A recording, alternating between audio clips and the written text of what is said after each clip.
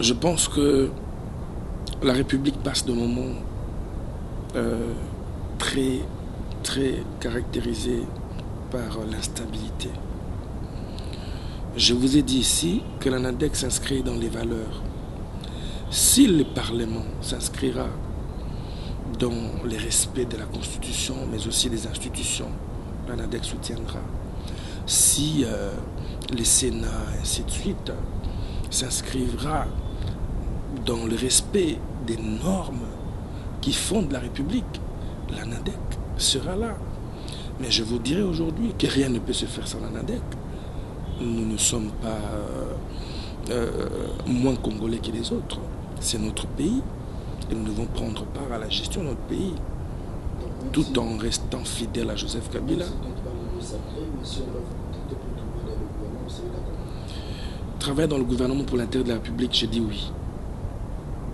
Si c'est pour des intérêts personnels, l'ANADEC, vous nous connaissez très bien, nous sommes un parti qui a une vision. Nous resterons toujours congolais et nous allons travailler. J'aimerais vous éclaircir en disant ceci. Le président de la République est une institution, le gouvernement en est une autre. Si c'est pour l'intérêt de la République, je vous confirme ici que l'ANADEC travaillera.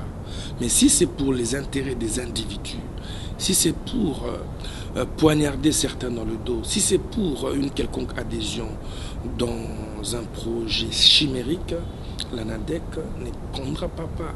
Mais je vous dis que nous sommes Congolais, nous sommes un parti politique qui a l'ambition de la conquête et l'exercice et de la conservation du pouvoir. S'il faudrait travailler pour la prochaine génération, conformément à la vision de la République, nous sommes un parti républicain, fidèle au FCC, nous allons travailler.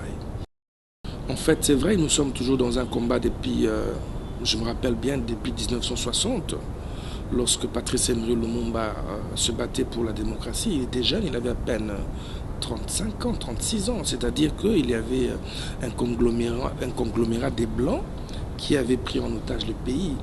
Et donc, nous nous battons contre la sous-homisation des hommes, contre la sous-homisation, la déconsidération de la jeunesse. Parce qu'aujourd'hui, la jeunesse congolaise représente plus de 70% de la population. Mais vous allez dans les partis politiques, c'est un groupe de gens qui décident et qui étouffent.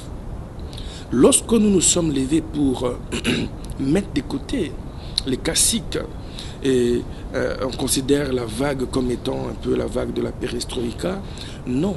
L'ANADEC ne s'était pas prononcé pour créer la débâcle, non. C'était pour réveiller, en fait. C'est comme ça que nous avons dit que tous ces caciques sont nos élus, nous les conservons, mais nous avons décidé de les mettre de côté. Puisque le vent a contaminé certains partis politiques, mais c'est tout à fait normal. Lorsque vous voyez des jeunes se lever, ils n'insultent personne.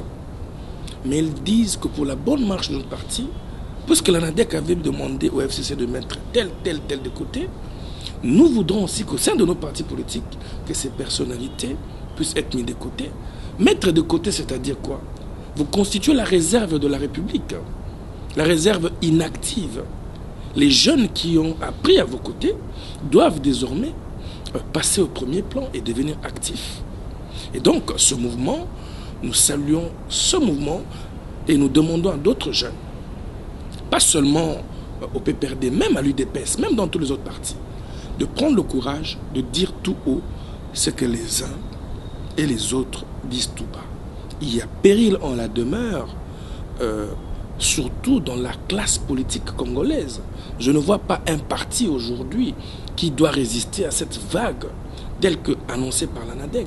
Je vous ai cité ici les noms de certains aînés qui ont travaillé avec Mobutu, après Mobutu avec Tshisekedi les pères, Mosé Laurent Désiré Kabila, Joseph Kabila et aujourd'hui avec Tshisekedi fils. Vous comprenez directement qu'il y a des gens qui ne voient que leurs propres intérêts alors qu'ils ont des jeunes pétris de talents dans leur parti politique, mais qui sont relégués au second plan. Et donc il faudrait que ces jeunes prennent le courage, parce que nous voulons que dans les partis politiques, que des jeunes ne se caractérisent plus par la transhumance. qui après une année, il quitte tel parti, il adhère dans l'autre. Après 2 ans, il quitte tel parti, il va dans l'autre. Il faudrait aujourd'hui, comme un peu l'exemple de Mouzé Laurent Désiré Kabila, qui s'est inscrit dans le combat de l'umumbisme pendant plus de 10 ans, 20 ans, 30 ans, qu'il y ait aujourd'hui des jeunes dans des partis politiques qui sont en mesure de rester fidèles à la vision, qui sont en mesure de rester fidèles aux engagements politiques. Nous craignons que nous puissions nous engager dans une réalité politique qui n'a ni tenant qu'en moins aboutissant.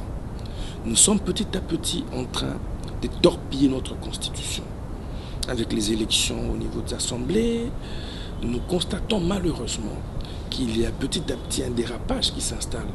Voilà pourquoi je saisis l'opportunité pour interpeller les décideurs de la République de bien vouloir intégrer l'aspect respect de la Constitution dans leur manière de voir et de faire la politique en République démocratique du Congo.